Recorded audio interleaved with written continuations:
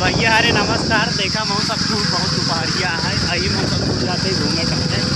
अगर और भाई अपने गाड़ी का चलावे खातिर आगे वीडियो बनाओ ना, ये मान लो पाठ बनाओ वीडियो सत्यानाश मतलब कपड़ा सत्यानाश। कैसे कैसे लोग रहते हैं यार यहाँ पर।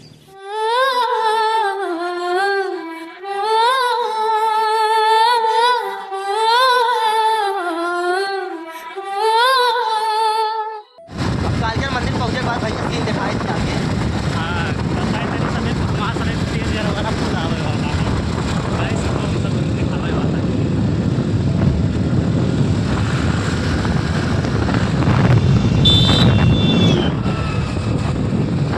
भैया हम सब कुछ तेज करने पहुँच गए। अब ये करवाना हो नारियल के लिए।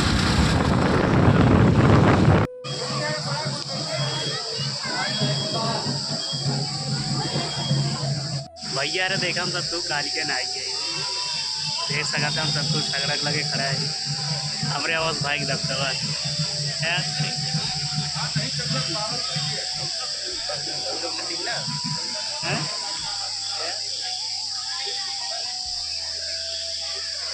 रुक जा बाबू धीरे बोला, साड़ी में कीचड़ ना घोला।